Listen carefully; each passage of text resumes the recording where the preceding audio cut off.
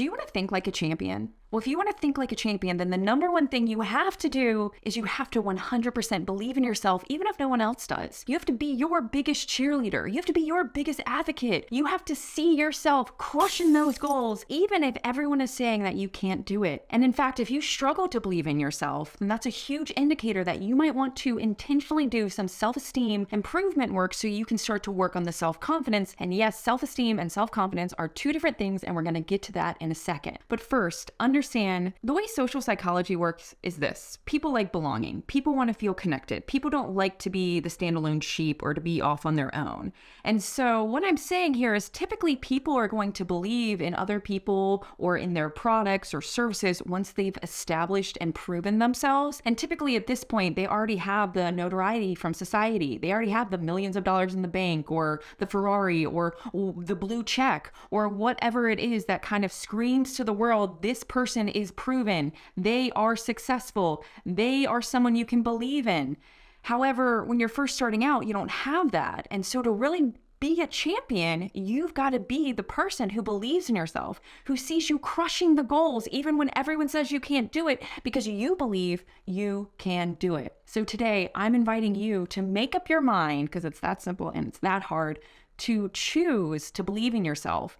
Because choosing to believe in yourself is just as easy as choosing not to believe in yourself. They're the same at the end of the day. Maybe you don't have the track record of having successful experiences, so your confidence is really low because you just don't have that proven record. That's okay. But do you believe in your effort? Do you trust yourself to keep working and trying to achieve those goals? Is your endurance and ambition matching, meaning you're willing to not only put in the work, but also continue to do what it takes to get there? Because if so, this is a huge part of the puzzle.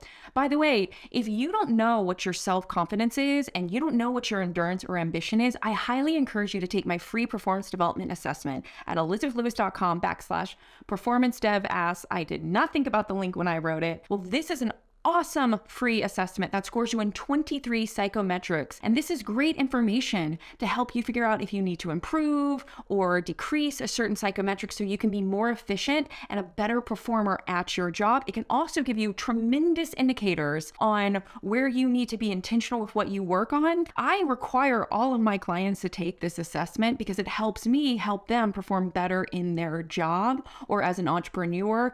And we start to actually get progress at a faster rate because we know exactly what we need to improve or decrease. So go take it right now. Okay, let's talk about self-esteem and self-confidence because they are not the same thing. Self-confidence is trusting one's ability. It's assurance that you can do it. It's trusting your capacities. It's trusting your judgments. So understand self-esteem is going to work within self-confidence, but it's not the entire equation. It's the belief that one is capable of successfully meeting the demand of a task.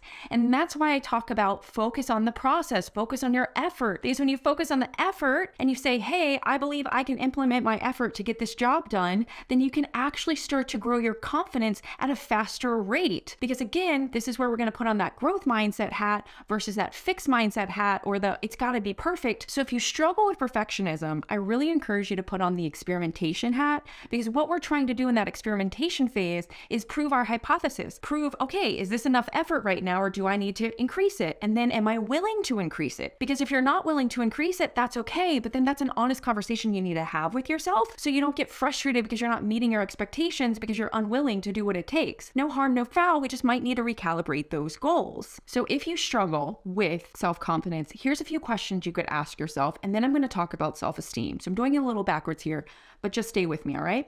Number one, what does having faith in yourself look like? Number two, what tasks do you feel confident in performing? Write this down. Number three, objectively make an inventory of your knowledge, skills, experience, and accomplishments and assets. Really get clear, right?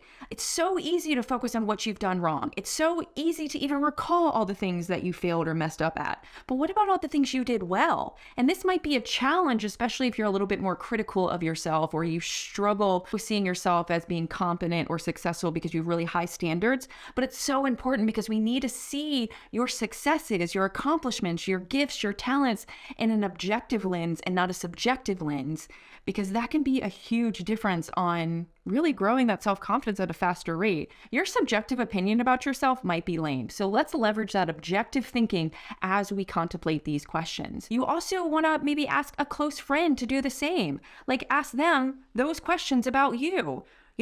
Why do you believe in me so much? Where do you think I'm the most confident? What things do you think I'm the best at? And go ask a handful of friends to see what they're saying. You also want to remember to identify professional and personal goals that are realistic. Use the SMART acronym: specific, measurable, achievable, realistic, and timely. But here's the thing, you also want to understand that focusing on smooth and steady is way better than trying to just jump all around the place, right? So set up achievable marks so you set yourself up for success and not failure. You also want to ask yourself, what is keeping your problems in perspective look like? When we constantly focus on what we suck at, when we constantly focus on our problems, you're going to naturally get oppressed. And honestly, don't be surprised when depression comes up. Because when you're constantly focusing on what you don't want to see, which is avoidance behaviorism, you're going to see negativity at a faster rate because you're developing that side of your prefrontal cortex to highlight those things. And so what we want to do is work on developing the opposite side of the prefrontal cortex, where we're more encouraged by approach or positive goals, so being motivated by what we want to see. And this can be a huge shift in self-confidence. Now, maybe you're like, great, thanks for those random questions. I'm still not clear on what self-esteem is. That's great. We're going to talk about it right now. So self-esteem has two different factors. Number one is going to be efficacy, and that is an expectation that one can perform a specific task. So again, bring in your effort. Do you see how when we focus on our effort and the process, things are so much better? By the way, if you don't understand what I'm saying when I say focusing on your effort and the process, go watch The Secret of Concentration right here, because it's going to clue you in what I mean by that. So if you have many negative past experiences, you might be less likely to try new activities, and this can be an indicator that you have low flexibility. So we're going to want to intentionally work on that flexibility, and that performance development assessment will score you on your flexibility psychometric range on a 1 to 10 scale. And if it's below a 5, you might want to start saying yes more to new things. But again, a lot of times when someone says yes to trying something new, they immediately think about failing versus saying, hey, this is an opportunity for me to implement my effort and get out of my comfort zone so I can start to expand my comfort zone. So a slight shift in thinking. You also want to make sure you're not ignoring your skills, your talents, your gifts, the things that make you unique. Really start to recognize what you're good at and own it. Just own it. It's okay to own it. You can own it in a humble way. Now, the second part of self-esteem is self-worth. Self-worth is the global feeling that one has the right to exist, that one is basically good and is worthy to live. Do you believe you're worthy to live? Because I believe you're worthy to live. And here's the thing about self-worth. Self-worth is a constant. The second you were conceived and came into this world, you were 100% worthy. Maybe mom and dad didn't know how to encourage and grow that worthiness and strengthen it because they gave you performance love, meaning they retract their love when you didn't meet their standard. I want to apologize for that because it can really crush a person's soul. But here's the thing, you can retrain your brain to see how worthy you are. People on death row, people in horrible jails who've done horrible things are still worthy. Have they done bad things? Yes, but they're worthy human beings nonetheless. Now, that doesn't mean they don't need to pay for their choices, but it's just to illustrate that your worth is constant. And I really cannot stress enough how much you have to start believing that, because you are 100% worthy, priceless, you are more than enough, and you can do anything you set your mind to. In fact, take a look around, evaluate your life. Your thoughts got you there. So if you think you're not worthy, imagine taking that exact way of thinking, taking out the negative, copy and pasting it over here and saying, man, I am so worthy. And maybe it's going to take a month for you to really believe this, but what you have to stop doing is saying you're unworthy, because that's just strengthening the neural connections to cause you to believe that and make actions and choices that follow suit that path versus saying, you know, I am worthy. Really start to focus on what you love and enjoy about yourself in this mental transition. So anytime you focus on something you don't like, I want you to find 3 to 5 things you do like about yourself. Really leverage expansive thinking. The fastest way to rewire your brain is changing your vocabulary and thinking expansively. understand that your self-worth is self-approval, in short. It's the sum of one's attitudes about the self. It's the fundamental belief that one is okay or not okay. So it's believing that, hey, no matter where I am, I'm still worthy, I'm still capable, and I can do things. Let's talk about ways to increase your self-confidence so that you can start to build that framework of how to think like a champion for you, because you've got to bring your unique self to the table. So let's go.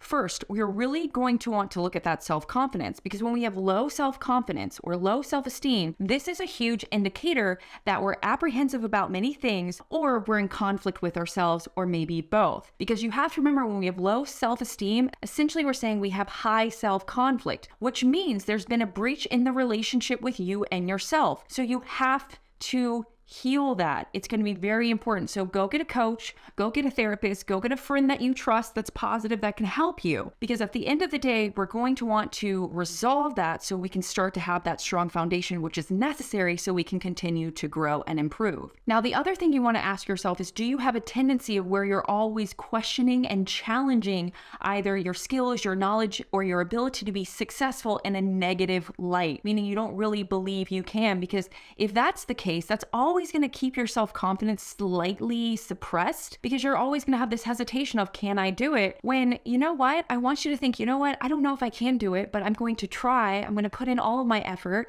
I'm going to enjoy the experience and make it as much of a positive experience as I can and see what happens. And again, in order to do that, you've got to really detach your self-worth, your self-esteem from what you do and how you perform, which can be difficult, but it's essential. Now, you might also need to look at some other scores, like what's your autonomy score, what's your contentment score, what's your composure score, your boldness, your assertiveness, your tough-mindedness, your control, your flexibility, and so forth.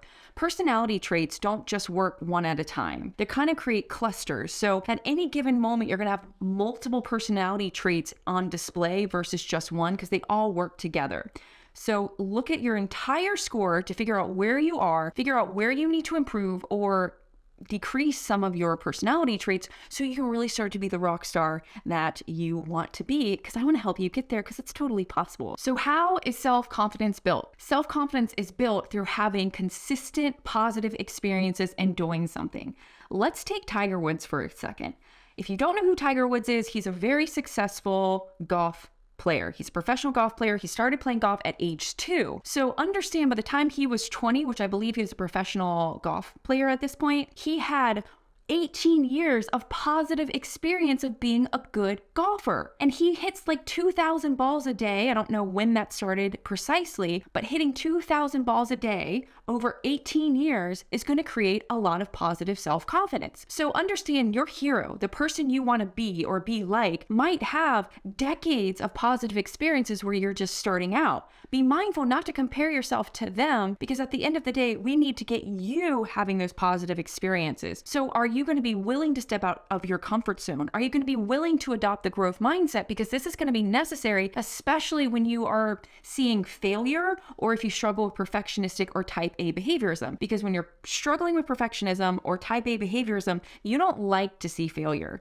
You might even think in all or nothing. You also don't like to be uncomfortable. So it's going to be really important that we leverage this growth mindset, where ultimately when you see that failure, you're going to take it in, you're going to identify the data, and you're going to recalibrate. I mean, imagine if we were playing darts, right? And you kept missing the board. You wouldn't continue to throw that way. No, you would start to recalibrate. You'd start to take that data from that poor throw and try again, and try a different throw and a different technique.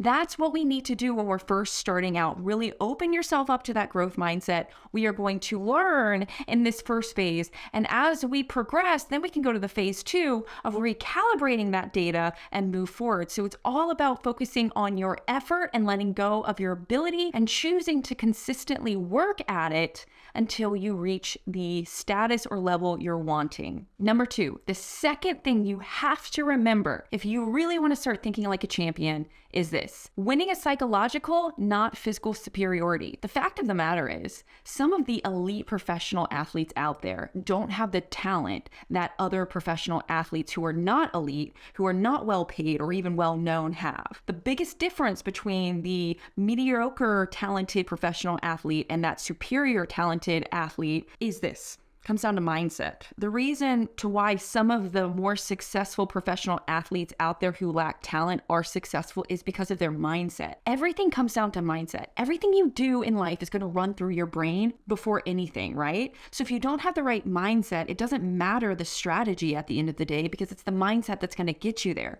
So really start to hone in your psychology. Really start to pay attention to how you think, prune out all the negativity, all of the pessimism, so you can be the champion and operate in that winning mindset. This is going to take time. Depending on where you are, you might be able to do this faster. It might take you a few years. It might take you a few months, but nonetheless, are you going to be willing to do this through having consistency? So the bottom line here is mindset trumps talent every single time. Strategy isn't enough. Talent isn't enough if you have the wrong mindset. So really hone in that mindset. At the end of the day, a winning mindset is consciously choosing to put forth the effort to achieve the status you're wanting to achieve. It's constantly putting in your effort. It's being willing to do what it's going to take from the beginning to the end. It's being proactive.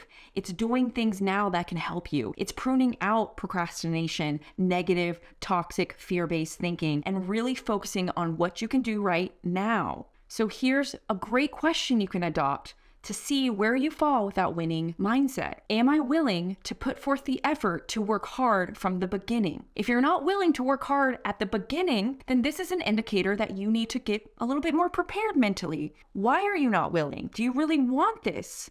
And guess what? At any point, you can change your mind because you're a human being and you have that right as a human being, because at the end of the day, we're just really made out of dust.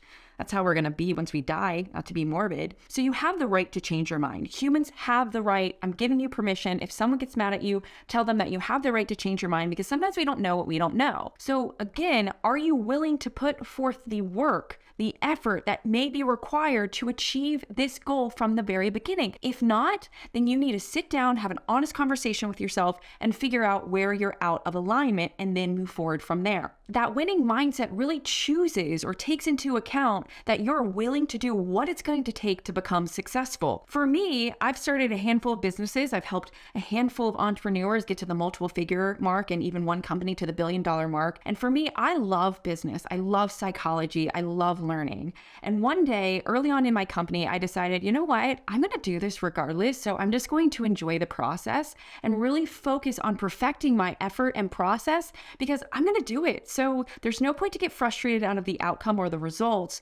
when really I got to be honest with myself and say, hey, I'm going to do this for the rest of my life because it's what I enjoyed doing. And then I recalibrated from there, and it was a world of difference. You have to remember that confidence really comes from preparation and practice. A lot of people don't like to practice, but the more positive reinforcement you can get around preparing and practicing, the better you're going to be. So sometimes you might need to really leverage expansive thinking. How can you see this situation, this moment in a more positive light, especially if you're really focusing on the weeds to everything that went wrong, and shift from there. Thinking like a champion is really seeing yourself always winning, and it's expecting to win and being humble and loving in the process. Please don't be an a-hole. We don't have time for that. We've got too many in the world. We need positive, encouraging, loving winners that really empower people to believe that they can make the impossible possible. And I've personally seen it. And if you have a dream out there, I believe you can achieve it if you're willing to put in that effort, recalibrate, and grow. It's going to take time, but if you focus more on the techniques, on the mindset, on the effort necessary to get that goal, it's going to be a lot easier than if you just constantly are focusing on the outcome and you're getting frustrated that you're not there yet. So enjoy the journey, learn how to fall in love with it. It can really change your life and reduce the stress that you might have in your life by just focusing on the outcome. Okay, in this video, Think Like a Champion, we talked about choosing to believe in yourself even if no one else does. And if you struggle to believe in yourself, then that's an indicator that you might need to do some self-esteem and self-confidence work. We also talked about that mindset trumps talent and strategy every single time. Hone in that mindset, and the strategy and the talent is going to naturally increase because of a healthy winning mindset. If you like this video, make sure you go hit like, tell me your greatest takeaway from this video, and please hit subscribe so you stay up to date on my latest videos. And in the meantime, know that I am rooting for you. I fully believe in you, and I cannot wait to hear about your success. Have a great day.